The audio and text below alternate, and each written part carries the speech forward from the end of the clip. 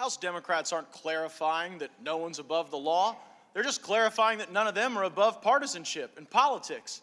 This is the quickest, thinnest, weakest, most partisan impeachment in all of American presidential history. And for all the radical left's attacks on the president's honesty, it's their lies that continue to fuel this scorched earth strategy of impeachment. When a member of this committee said that President Trump was an agent of the Russian government engaged in a criminal conspiracy with the Russians, he lied. Needing a new way to undermine our president, the Democrats said he obstructed justice. But they couldn't make the case. They didn't have the facts.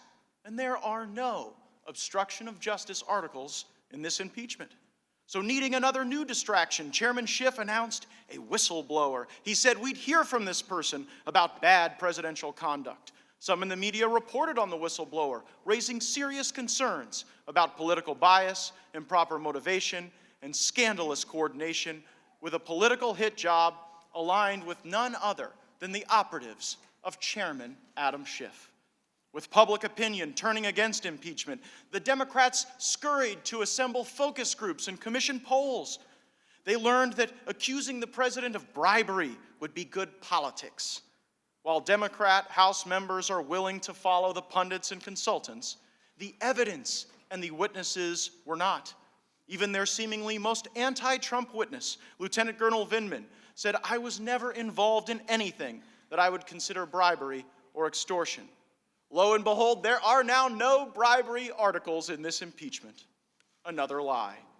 But the biggest lie of all was that House Democrats would not put our beautiful nation through a partisan impeachment. Speaker Pelosi said there must be evidence that is compelling and bipartisan. Chairman Nadler said impeachment should not be partisan. And tonight, they stubbornly defy the standard that they set for themselves.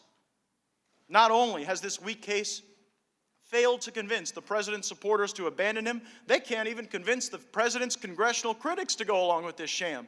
Democrats Jeff Van Drew and Colin Peterson don't support the president, but they don't support this hot garbage impeachment either. Congressman Will Hurd's a critic of the president, and he told you the truth. This is not impeachable. After years of pointless and endless investigations against the president, this witch hunt is no longer simply troublesome. It has become deeply and excruciatingly tiresome. It's time to move on. The American people hate this, and it's making some of them hate us. This is nothing more than the sloppy, straight-to-DVD Ukrainian sequel to the failed Russia hoax. And if it seems like you've seen this movie before, it's because you have. And we know how the cycle goes. Last night's CNN or MSNBC promised smoking gun turns into today's disappointing nothing burger.